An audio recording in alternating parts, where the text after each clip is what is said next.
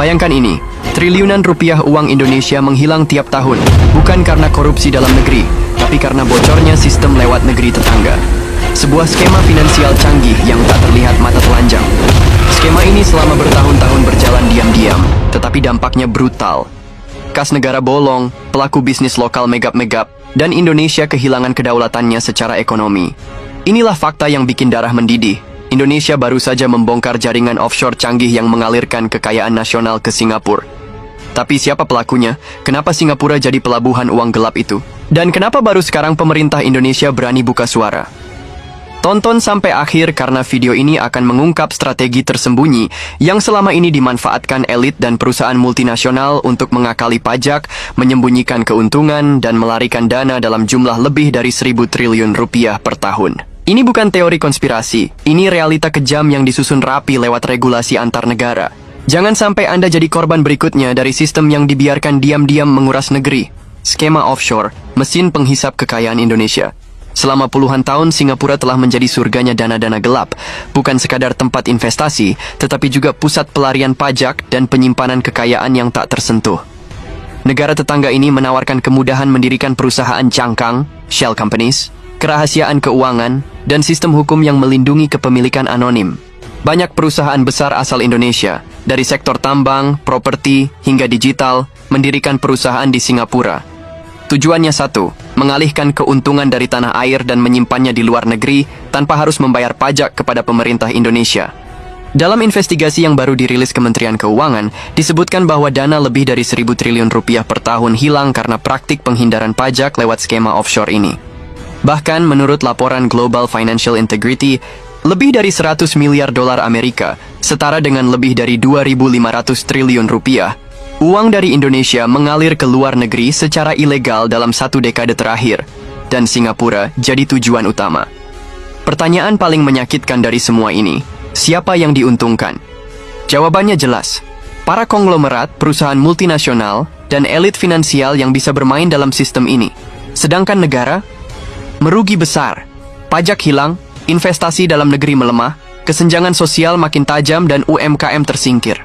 Bahkan menurut data Direktorat Jenderal Pajak, dari total potensi pajak yang harusnya diterima Indonesia, lebih dari 60% bocor ke luar negeri, terutama lewat mekanisme transfer pricing dan invoice manipulation. Perusahaan-perusahaan raksasa menggunakan teknik licik bernama transfer pricing, yaitu menjual barang atau jasa antar perusahaan yang masih satu grup tapi beda negara, tentu saja dengan harga yang dimanipulasi. Contoh, perusahaan tambang asal Indonesia menjual batu bara ke perusahaan afiliasinya di Singapura dengan harga sangat rendah. Lalu perusahaan di Singapura menjual kembali ke pasar dunia dengan harga pasar. Hasilnya, keuntungan besar dicatat di Singapura, sementara di Indonesia seolah-olah perusahaan merugi, sehingga tidak perlu bayar pajak. Skema ini sangat sulit dilacak karena secara legal seolah sah, padahal niatnya adalah menghindari kewajiban fiskal di Indonesia. Kenapa Singapura jadi tujuan favorit? Singapura tidak main-main dalam membentuk dirinya sebagai financial safe haven. Beberapa keunggulan mereka, kerahasiaan perbankan yang sangat ketat, tidak ada pajak dividen untuk pemilik asing, cepat dan mudahnya mendirikan perusahaan cangkang, perlindungan hukum terhadap pemilik modal. Itulah mengapa banyak taipan dari Indonesia dan negara lain memilih menyimpan kekayaan di sana. Bahkan lebih dari 80.000 perusahaan cangkang dari Asia Tenggara terdaftar di Singapura, termasuk ribuan yang secara langsung maupun tidak langsung dimiliki oleh entitas asal Indonesia. Pemerintah Indonesia akhirnya tidak tinggal diam. Dalam beberapa bulan terakhir, sejumlah kebijakan dikeluarkan. 1. Penerapan pajak minimum global sebesar 15%, terutama untuk perusahaan multinasional, agar tidak bisa lari ke negara pajak rendah. 2. Perjanjian pertukaran data keuangan otomatis dengan Singapura yang mulai diperketat sejak tahun 2022. 3. Pemanggilan sejumlah perusahaan besar untuk audit dan klarifikasi terkait transfer pricing dan pelarian dana. 4. Pembentukan Satgas Khusus Aset Finansial Luar Negeri untuk melacak dana dan aset warga negara Indonesia di luar negeri.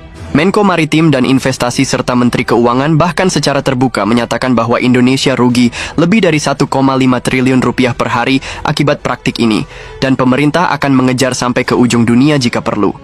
Kasus ini bukan hanya tentang uang, tapi juga tentang kedaulatan. Ketika kekayaan negara bisa dialirkan keluar oleh segelintir elit, maka sebenarnya Indonesia kehilangan kontrol atas ekonominya sendiri. Lebih jauh lagi, Singapura sebagai negara tetangga yang selama ini menjadi mitra dagang utama justru berperan sebagai pusat pelarian dana ilegal. Ini menciptakan ketegangan diplomatik yang perlahan mulai muncul.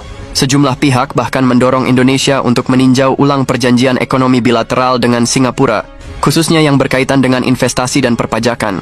Pemerintah Indonesia tidak hanya fokus pada pengejaran dana yang sudah terlanjur kabur, tetapi juga mulai memperkuat pertahanan ekonomi dari dalam.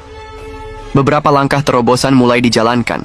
1. Insentif bagi pengusaha yang memulangkan dana dari luar negeri, repatriasi aset. Lewat skema ini, mereka diberi insentif pajak lebih rendah jika bersedia mengalihkan kekayaannya kembali ke Indonesia dan diinvestasikan dalam sektor produktif. 2. Penguatan sistem digital perpajakan dan big data analytics. Dengan teknologi ini, pemerintah bisa melacak anomali transaksi, perbedaan harga ekspor-impor, hingga pengalihan keuntungan yang tidak wajar. 3. Pembentukan pusat keuangan baru di dalam negeri, seperti Kawasan Ekonomi Khusus, KIK, keuangan syariah di Batam dan Bintan, untuk bersaing langsung dengan Singapura sebagai destinasi penyimpanan aset sah. 4. Pemberdayaan lembaga anti pencucian uang (PPATK) untuk lebih agresif memantau arus dana mencurigakan yang melibatkan korporasi besar. Dari hasil audit dan investigasi internal, sejumlah nama perusahaan besar mulai muncul ke permukaan. Meskipun belum diungkap ke publik, laporan dari Center for Indonesia Tax Justice menyebutkan lebih dari 1.000 entitas bisnis asal Indonesia terafiliasi langsung dengan perusahaan di Singapura, mulai dari sektor energi, perbankan, hingga teknologi. Beberapa indikasi mencurigakan. Perusahaan digital yang tidak pernah lapor untung di Indonesia, tapi mencetak laba besar di luar negeri. Grup tambang besar yang ekspor lewat Singapura dengan harga rendah tak wajar. Entitas properti dengan pinjaman dari perusahaan afiliasi luar negeri yang berbunga tinggi agar seolah-olah rugi di dalam negeri. Semua itu adalah pola klasik dalam Base Erosion and Profit Shifting, BEPS. Strategi yang digunakan perusahaan multinasional untuk mengikis basis pajak di negara asal. Indonesia kini tidak sendirian. Dunia sedang berubah. Organisasi Kerjasama dan Pembangunan Ekonomi, OECD, bersama lebih dari 130 negara, sedang mengatur ulang sistem perpajakan global lewat kebijakan pajak minimum global 15%. Aturan ini akan mengakhiri permainan negara-negara seperti Singapura yang menjadikan tarif pajak rendah sebagai daya tarik utama. Jika aturan ini dijalankan konsisten, maka perusahaan Indonesia yang menyimpan untung di Singapura tetap harus bayar pajak selisih ke pemerintah Indonesia. Ini adalah kabar baik bagi rakyat dan kabar buruk bagi pengemplang pajak. Pemerintah tidak akan berhasil sendirian. Dibutuhkan tekanan publik, kesadaran nasional, dan gerakan sosial agar pelarian dana ini menjadi isu utama bangsa.